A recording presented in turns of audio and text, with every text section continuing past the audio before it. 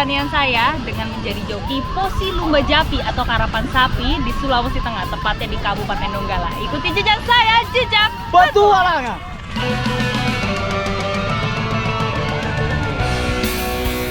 Tradisi karapan sapi telah berlangsung sejak lama. Sudah menjadi bagian tak terpisahkan dari kehidupan masyarakat Sulawesi Tengah. Meskipun tidak setiap hari, hewan berkaki 4 ini harus dimandikan. Cara memandikannya itu hanya diguyur pakai air sambil disikat, nggak pakai sabun. Karena takutnya kalau pakai sabun itu lapisan-lapisan yang ada di kulitnya itu bisa semakin menipis. Jadinya nanti malah gampang terserang penyakit.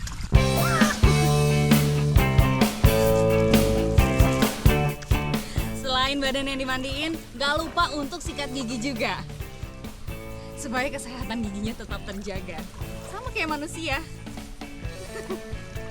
Pelan-pelan disikat, nggak apa-apa ya, nggak akan melukai kan? Biar nggak bau mulut kamu. Peternak perlu melakukan pemeriksaan rutin pada mulut sapi. Bagian ini menjadi sangat vital karena bisa membuat sapi sulit makan hingga berujung kematian.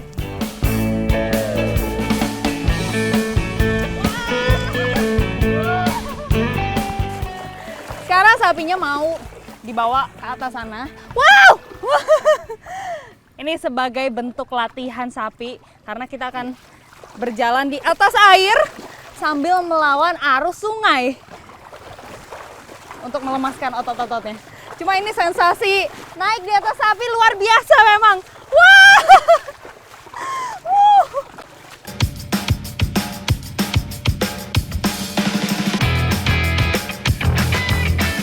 Sudah segar mandi, sekarang waktunya dijemur.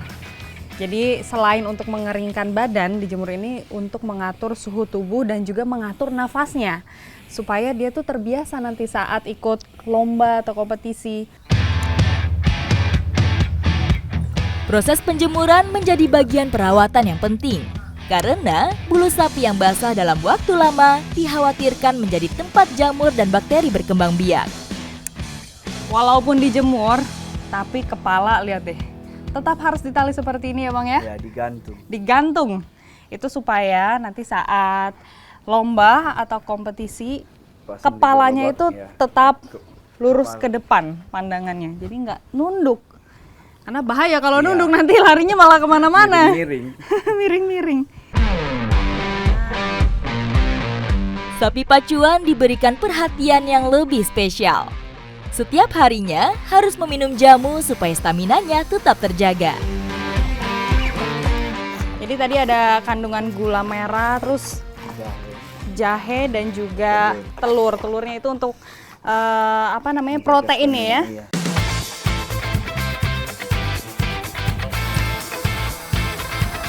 Posi Lomba Japi menjadi aktivitas rutin yang dilaksanakan setiap 3 bulan sekali.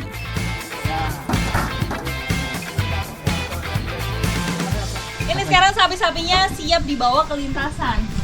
Tapi memang dalam satu mobil ini harus penuh supaya sapinya tidak goncang ke sana kemari saat dibawa. Ini masih ada lagi. Berapa lagi, Pak? Dua. Dua lagi ya. Kenso.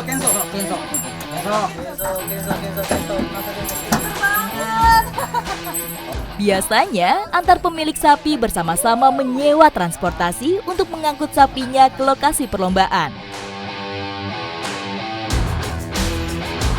Setelah 1,5 jam perjalanan, akhirnya sapi berhasil diangkut dari Sigi menuju Donggala.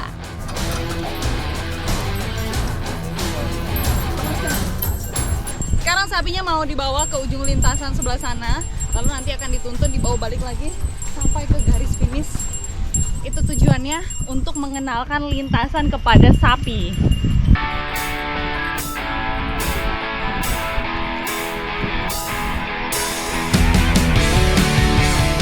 Jadi di lintasan yang panjangnya 300 meter ini akan lebih sulit dilalui karena terasa lebih berat dibandingkan dengan lintasan tanah biasa. Kalau biasanya 300 meter itu bisa dilewati kurang lebih 20 detik, mungkin kalau pasir seperti ini bisa lebih lama.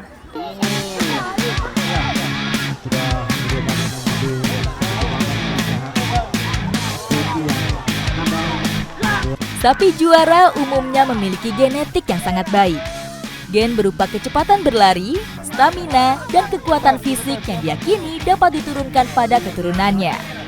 Tak heran, sapi yang sering memenangkan lomba karapan menjadi incaran para peternak.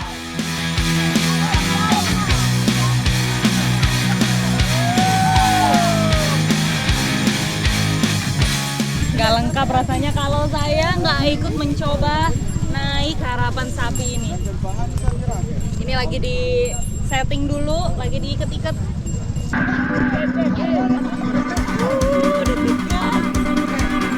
Rasa khawatir menyelimuti saya.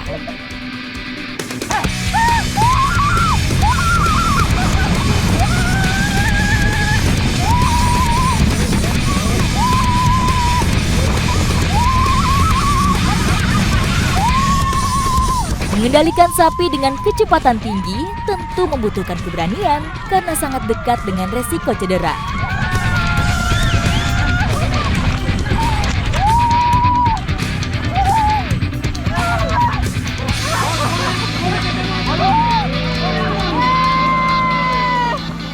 Ternyata rasanya luar biasa sekali, menegangkan, tapi seru. Tadi saya berasa di tarikan pertama, Pak. Langsung ke bawah angin, badan langsung ke belakang. Tapi pas sudah mulai jalan, asalkan kita pegangan kencang, semuanya aman.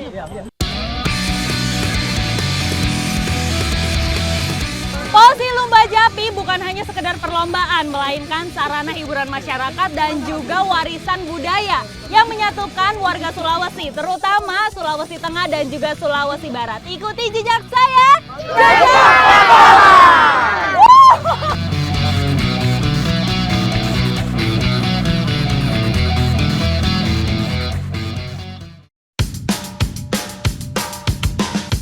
Sulawesi, pulau yang kaya akan keanekaragaman hayati dan sumber daya alam, memiliki karakteristik tanah yang kering namun subur.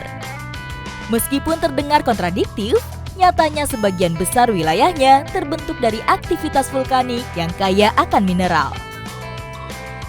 Sekarang saya bersama ibu-ibu dari desa Uwevolo sedang menikmati Ondo Donco.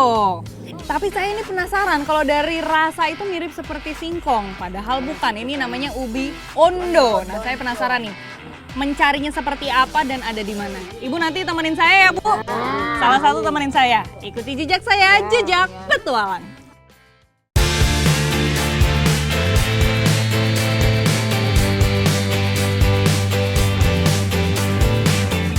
Karena ubi ondo ini tumbuh liar, makanya otomatis kita harus masuk hutan kebun seperti ini sambil kita bersihkan karena ini masih sangat rimbun. Nah, sebenarnya kalau mencari ubi ondo itu terlihat dari batangnya ini yang berduri. Kelihatan, tinggal cari aja.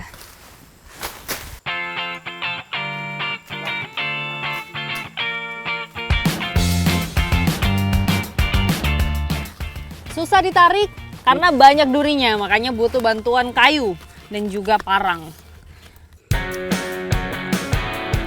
Ondo adalah ubi hutan yang biasa disebut gadung atau Dioscorea hispidadens. Tanaman ubi memiliki akar yang kuat dan dalam.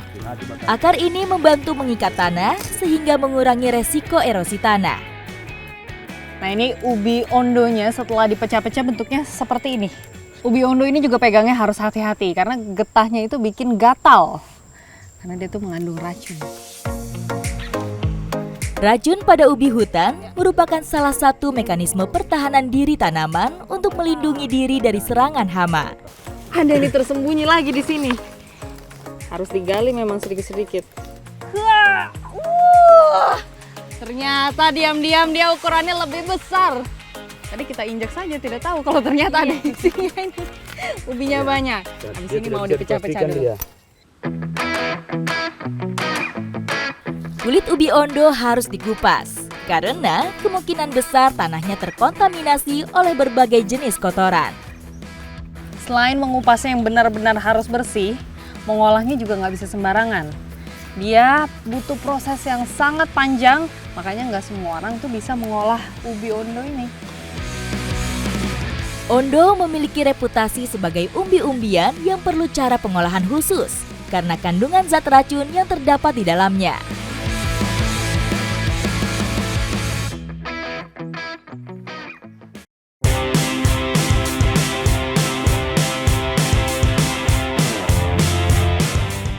Proses pertama setelah dikupas, ubi ondo dipotong atau diiris tipis-tipis. Nah, irisnya juga pakai papan seperti ini. Nanti hasilnya setipis ini. Kalau sudah, baru nanti akan lanjut ke proses perendaman. Zat racun utama dalam ubi ini adalah linamarin. Racunnya bisa terurai menjadi asam sianida. Dengan cara diparut, memperkecil kemungkinan racunnya masih bertahan.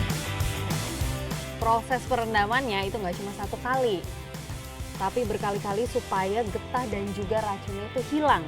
Nah, ini yang pertama, direndam dengan garam dulu. Garam memiliki sifat menarik air. Ketika ondo direndam dalam air garam, maka garam akan menarik air yang mengandung sebagian besar asam sianida. Ini supaya getah dan juga racun yang terkandung di dalam ubinya ini hilang. Direndamnya juga nggak boleh terlalu lama. Harus semalaman saja. Kalau enggak nanti ubinya itu bisa hancur. Proses merendam di air mengalir seperti ini, biasanya kalau warga desa Uevolo itu menggunakan daun kelapa. Supaya airnya yang masuk ini bisa keluar lagi. Jadi seperti tersaring. Dengan terus mengalir, air akan terus menghanyutkan asam sianida yang telah larut. Sehingga proses pengurangan kadar asam sianida menjadi lebih efektif. Wah, ini yang sudah didiamkan di air mengalir semalaman, teksturnya terlihat beda. Tuh, dia lebih kecil-kecil, jadi sedikit hancur ya, Bu? Iya. Tapi tidak apa-apa seperti ini? Tidak. Kalau sudah seperti ini, udah bisa langsung diolah.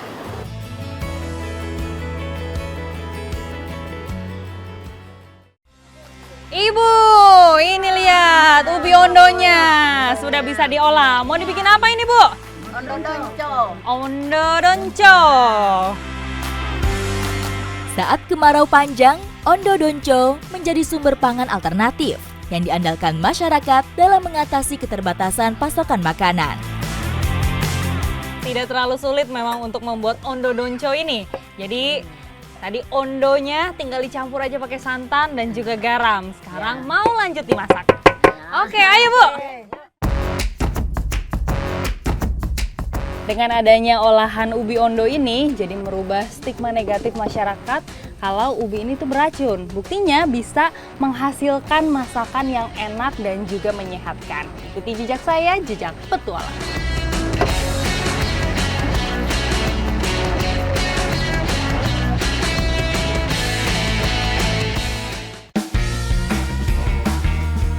Panen sehari di sini targetnya 50 pohon. Satu pohon kurang lebih ada 35 buah yang diambil.